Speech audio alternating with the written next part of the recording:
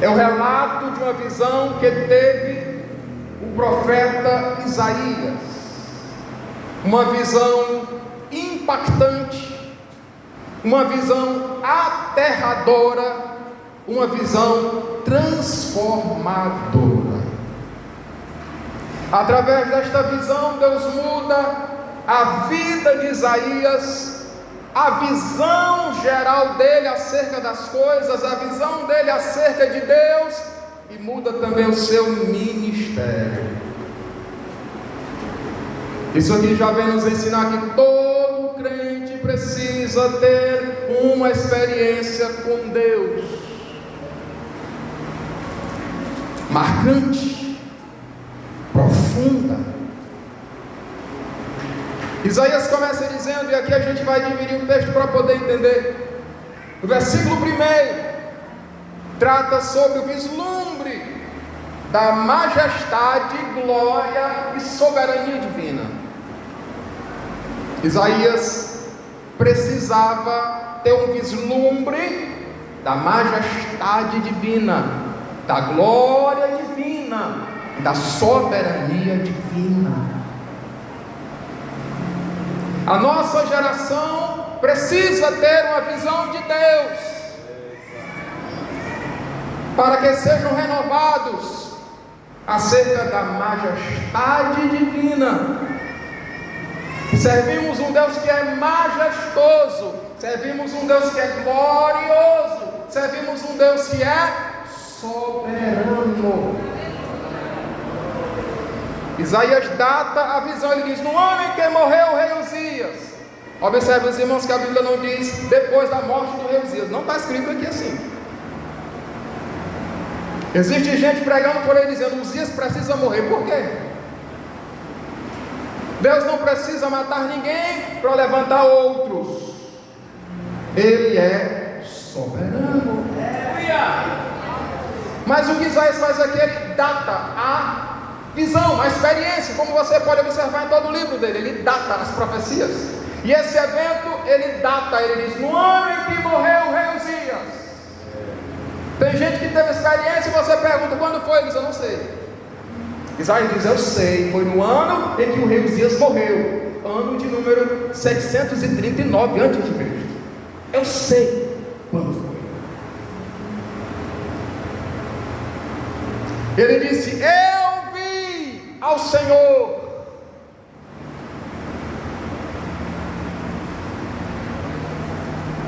Na visão ele viu, na visão ele ouviu, na visão ele sentiu, temeu e até disse: ai. Foi uma visão poderosa. Ele disse: eu vi. Ele não disse: o papai viu, jovens. Ele não disse: a mamãe viu. Ele disse: eu vi. Eu tive a experiência. Eu vi ao Senhor. E como ele vê o Senhor aí, o que ele consegue descrever, ele descreve, porque ele não consegue ver o rosto daquele que está sentado no trono. Mas o que ele pode descrever, ele descreve. Eu vi o Senhor assentado. Como? Assentado, firme, fixo, em um alto e sublime trono. O Senhor estava sobre o trono, assentado no trono. E o trono tinha duas características. Primeiro, era alto, elevado.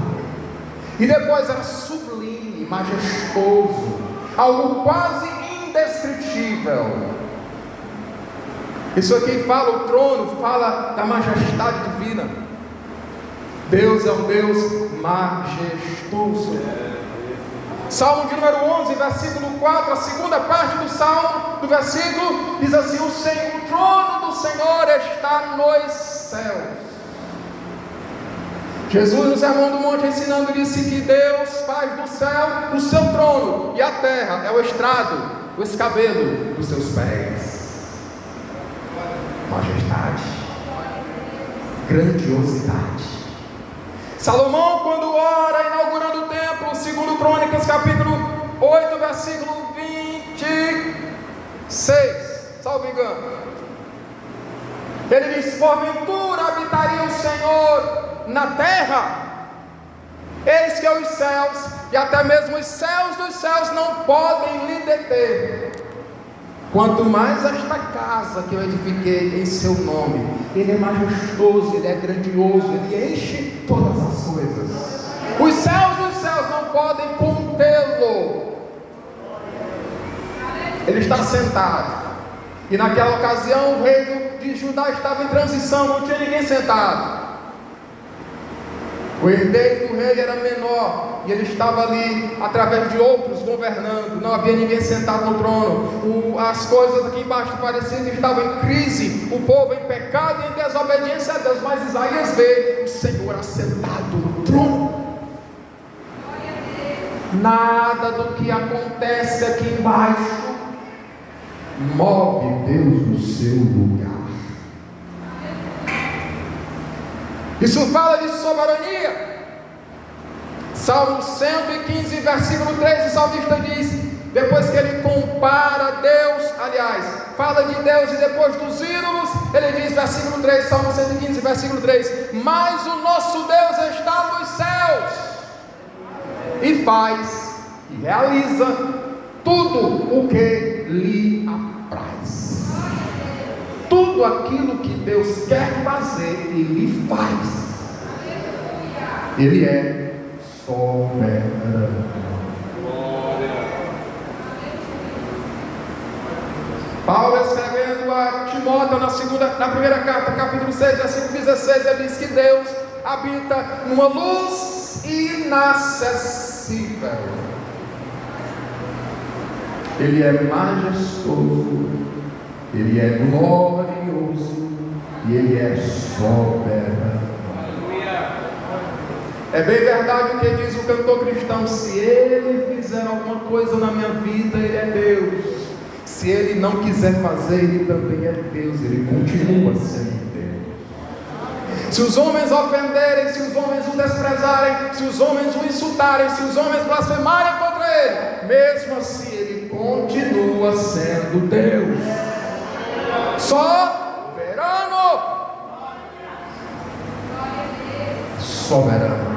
O Deus que você serve, Ele é soberano.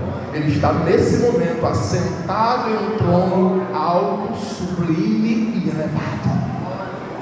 Mas conforme profetiza Isaías também, Ele habita com contrito e abatido de coração. Majestade, glória e soberania de Deus. Versículos 2, 3 e 4, Isaías, ele vê, percebe claramente por aquela visão a proclamação da santidade divina.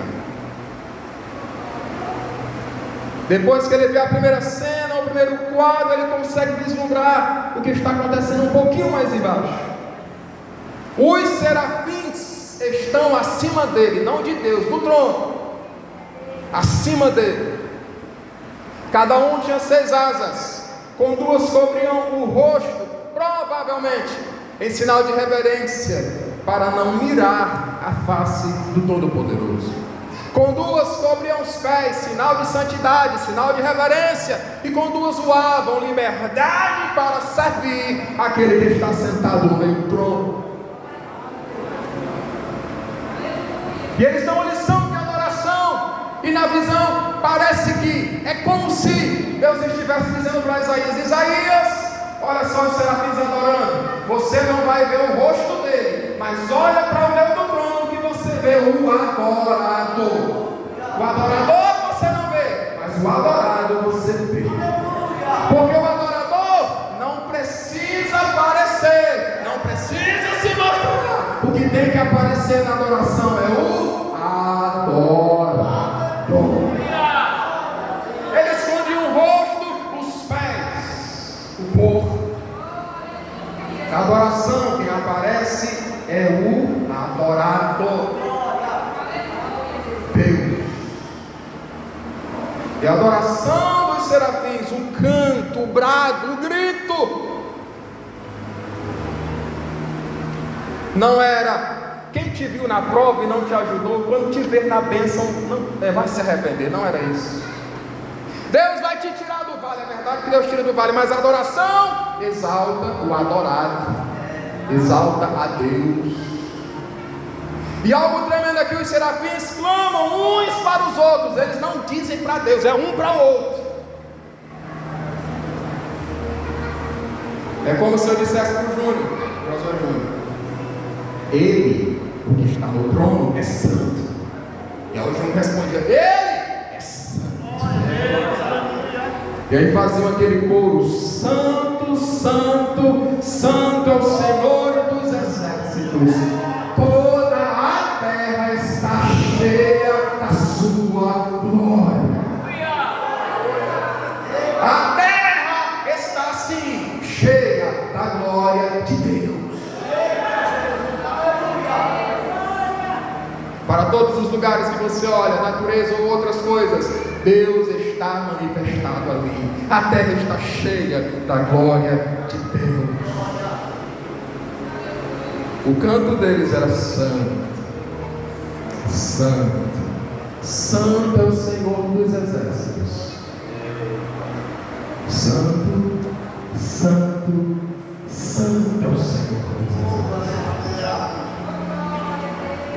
Quando os serafins bradam, clamam, gritam um para o outro,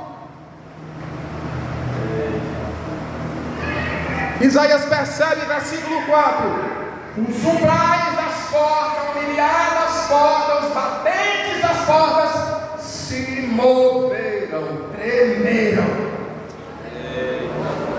Você percebe aqui na visão que ora Isaías está vendo coisas do céu e ora está vendo coisas da terra. Ali as coisas se confundiram. Foi uma visão poderosa. Quando os serafins bradam diante do trono dizendo santo, a estrutura aqui embaixo balança. Eles clamam santo e a estrutura aqui embaixo balança. Eles clamam santo e a estrutura aqui embaixo balança.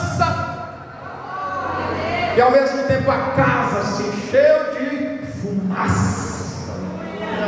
Sinal visível da glória de Deus. E os judeus, os sábios judeus dizem que quando a fumaça se manifesta visivelmente, ou fogo ou outra coisa semelhante, é porque a glória visível de Deus está presente, a Shekinah, que é diferente de Kabod, a glória, por assim dizer, subjetiva, aquela que você não pode ver visivelmente. Quando os serafins bradam santo, adorando aquele que está no trono, a casa se enche com a presença de Deus. Poxa, a Bíblia diz tudo pentecostal em nota, diz que a santidade de Deus precisa ser pregada e manifesta na igreja nos dias de hoje. Deus é santo. E os serafins enfatizam, essa visão enfatiza para Isaías a santidade de Deus, como que uma das principais características ou qualidades de Deus. O nome dele é santo. Nós vemos no Salmo 22, versículo 3, o salmista diz: porém, tu és santo, o que habita entre os louvores de Israel. No Salmo 99, versículo 9, a Bíblia diz: exaltai ao Senhor nosso Deus e adorai-o, porque o nosso Deus é santo. Salmo 99, versículo 5, a Bíblia diz: exaltai ao Senhor nosso Deus e prostrai-vos diante do escabelo de seus pés, porque Ele é santo. Glória a Deus. O seu nome é santo. O salmista no Salmo 103, versículo 1, ele convida a sua alma e diz: bendize, ó minha alma, ao Senhor, e não esqueça de nenhum dos seus benefícios. Bendize, ó minha alma, o santo nome do Senhor, ou o seu santo nome. As obras de Deus são santas. Salmo 145, versículo 17, está dito: justo é o Senhor em todos os seus caminhos, santo é em todas as suas obras. Quando a arca da aliança é levada para o território dos filisteus, depois que há ali punições e mortes, em 1 Samuel capítulo 6, versículo 20, eles declaram e perguntam dizendo: quem pode resistir ou se manter de pé diante da glória do Senhor Deus? A santidade de Deus precisa ser proclamada através daqueles que o servem, porque Ele é santo, separado de tudo aquilo que é erro, que é engano, que é mentira.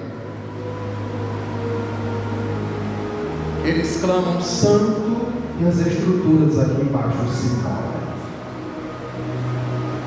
Se nós adorarmos a Deus, continuarmos adorando a Ele, não tenhamos dúvida de que coisas irão se mover, coisas irão sair do lugar, coisas irão voltar para o seu lugar.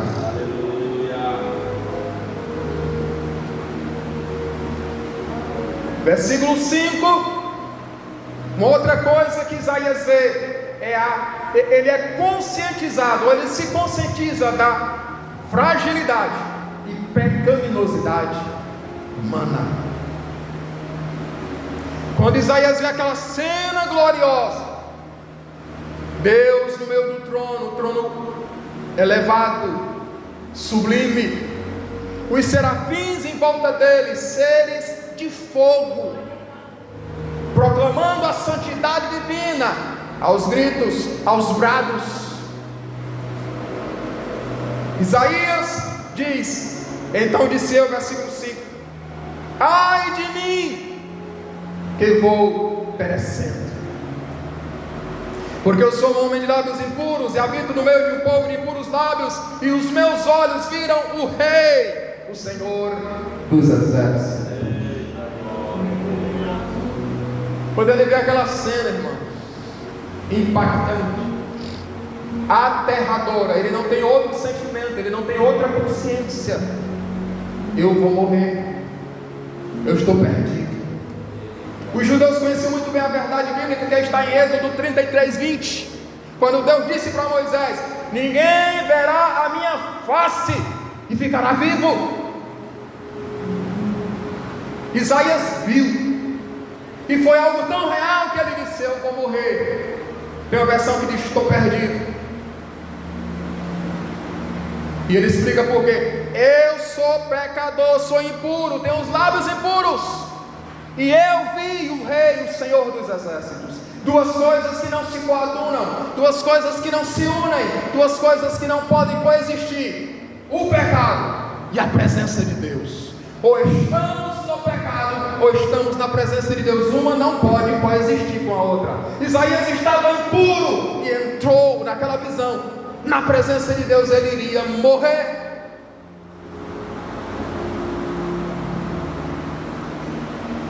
Todos os seres humanos são pecadores, mas Deus é aquele que quer purificar. Quando lemos 1 João capítulo 1, versículos 7 a 9, a Bíblia diz que se dissermos que não temos pecado, aí já estamos mentindo, já estamos pecando, e dizendo que Deus não é verdadeiro, que a verdade dele, a sua palavra não está em nós. Versículo 9: mas se confessarmos, se, condição, confessarmos, admitirmos os nossos pecados, Ele, Deus, é fiel e justo para nos perdoar os pecados e nos purificar de toda injustiça. Quando lemos Provérbios capítulo 28, versículo 13, a Bíblia diz: o que encobre as suas transgressões nunca prosperará, mas o que as confessa e deixa, primeiro confessar, segundo deixar, largar, abandonar, alcançará misericórdia. Observe os irmãos que tem dois verbos que estão apontando para o futuro e os demais para ações presentes. O que confessa e deixa é presente, alcançará futuro misericórdia. É preciso confessar, é preciso deixar o pecado, a iniquidade, a transgressão, a impureza, para alcançar de Deus o Senhor misericórdia. Aleluia. Isaías de fato ia morrer. É ele quem confessa: eu tenho os lábios impuros. Lábios impuros não é característica de um mensageiro de Deus. Não é compatível. Não é viável. A boca do mensageiro tem que ser santa. Os olhos do mensageiro santos. A postura do mensageiro santo. As vestes do mensageiro santo. Todas as vezes que os seres angelicais aparecem na Bíblia, eles aparecem com vestes compridas e algumas vezes talares, para não fazer exposição da nudez.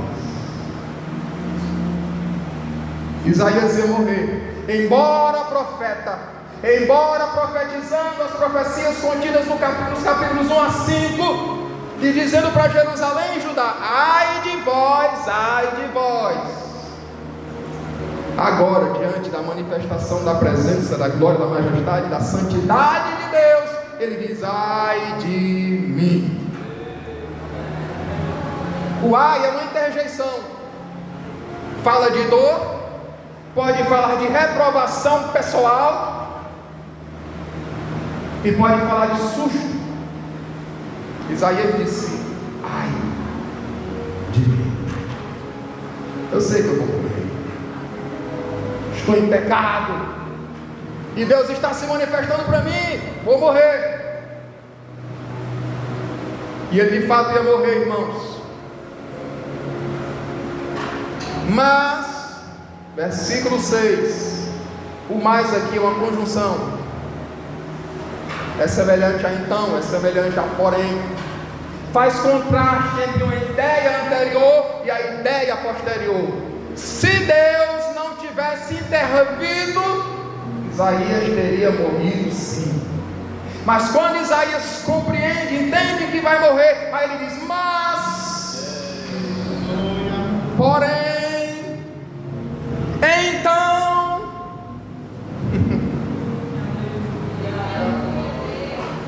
algum de nós, por causa da prática do pecado, já teríamos morrido.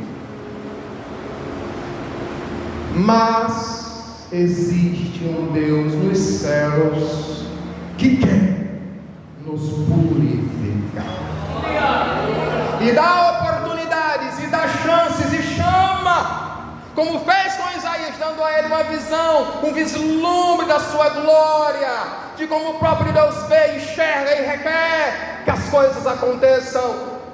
Deus se manifestando para Isaías e mostrando para ele como é que um homem de Deus, um mensageiro, um profeta de Deus deve se portar.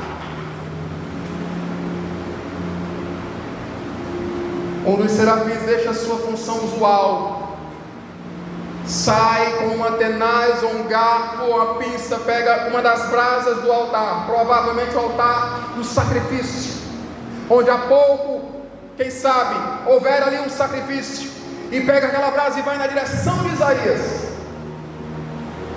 e toca a sua boca, os seus lábios, exatamente no lugar onde Isaías sinalizou que estava corrompido, dominado pelo pecado, os lábios. E o serafim diz: eis que isto tocou os teus lábios, e tirada foi a tua iniquidade, e perdoado o pecado. Naquele momento ele foi purificado. Por que foi possível a purificação? Primeiro, pela ação direta de Deus através daquela visão. Foi Deus quem dá a visão, é Deus quem dá a visão. Logo, é a vontade de Deus que ele seja purificado. Mas se deu também pela sua confissão. Ele disse: eu sou um homem de lábios impuros. A ação do serafim através dos 5 verbos veio na minha direção trazer tirar, tocar e dizer. É nada mais do que resultado da ordem de Deus. Um serafim, como servo de Deus, ele não faz o que ele quer. Logo foi Deus quem o usou para que a purificação acontecesse. Deus usa meios, circunstâncias e até pessoas para alcançar a mim e você com a sua purificação. Quando a brasa toca em seus lábios, ele é purificado, e o serafim certifica disso. Se tocou os teus lábios, e a tua iniquidade foi tirada, e perdoado o teu pecado. Graças a Deus que existe um mais. Graças a Deus que existe um porém.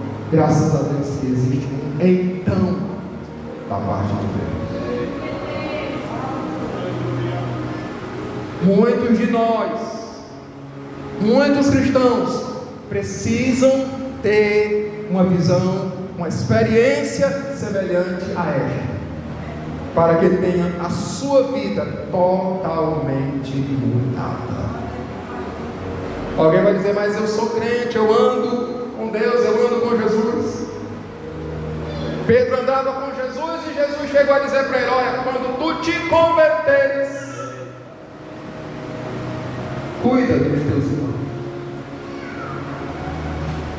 Na caminhada cristã, precisamos ter experiências que marquem a nossa vida e que nos leve a sermos diferentes. Deus é um Deus santo.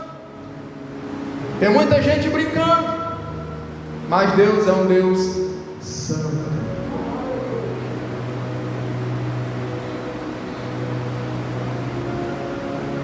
Isaías foi purificado. É como se Deus dissesse para ele, eu tenho um batom para ti, de fogo, para purificar os teus lábios. Fogo purifica. E por isso Deus usa aqui o fogo. Por que o serafim tem que pegar uma pinça ou um objeto para poder pegar a brasa? Porque um é o fogo da brasa, o outro é o fogo da composição do serafim. Se você puder vir de pé em nome de Jesus. Glória a Deus.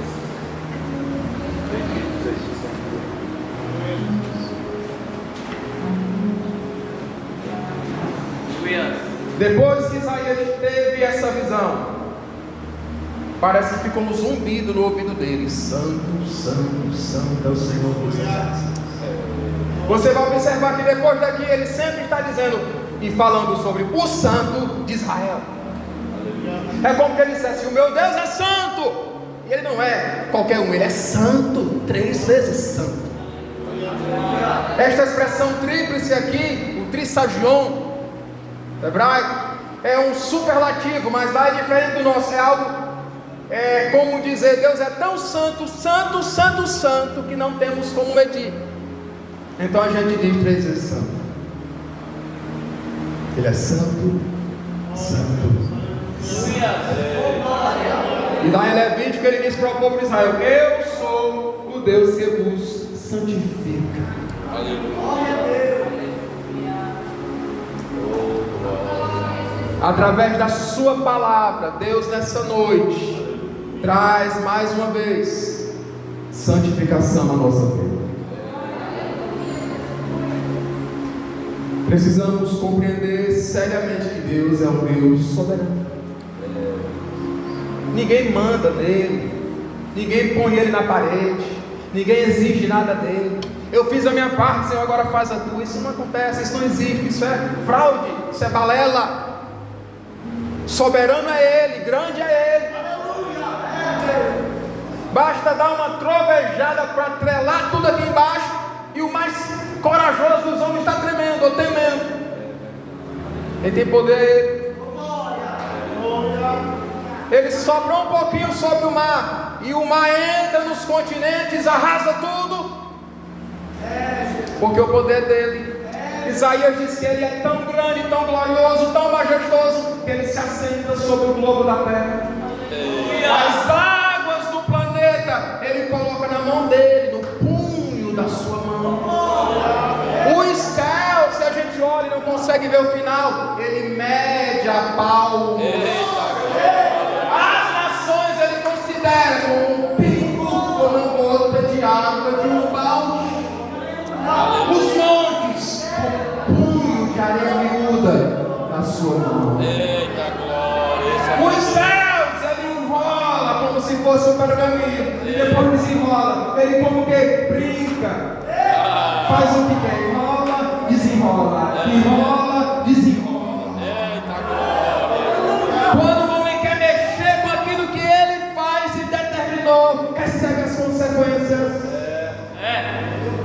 O Catar está enviando aviões para colocarem substâncias das nuvens e extraírem só o que eles querem, ou água, ou neve, ou vapor. Está lá uma parte do Catar inundada. Quando eu vi a matéria, eu disse: aí, minha filha, estão querendo brincar de ser Deus. Vai de novo. O nosso Deus, Ele é soberano. Enquanto nós estamos aqui para cultuar, para adorar, os serafins estão lá há muito tempo dizendo que Ele é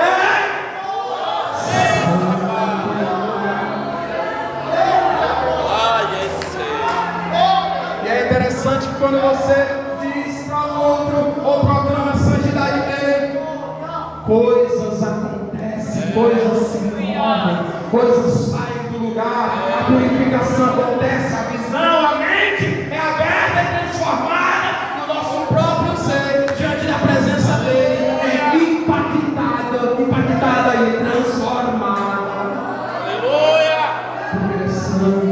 Glória a Deus! Ele é santo. Ele é santo.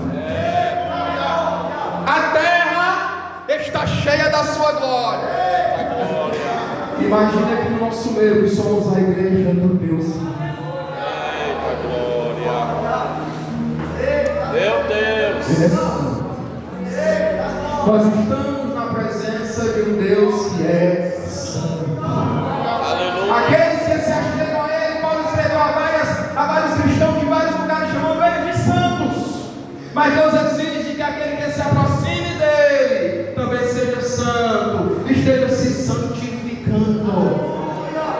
Isaías reconhece a fragilidade e a pecaminosidade dele. E eu lembrei agora de um texto, 1 Pedro capítulo 3, não, 1 João 3:9, onde o João, o apóstolo, afirma dizendo que aquele que é nascido de Deus não vive na prática do pecado. Somos pecadores? Somos. Mas viver na prática do pecado é diferente de ser pecador. Quem vive na prática do pecado mente hoje, mente amanhã e mente depois de amanhã. Sem dizer que mentiu ontem e antes de ontem. Quem é nascido de Deus, ele pode até mentir, mas ele não volta a fazer isso. Mentiu ontem, nunca mais ele vai mentir.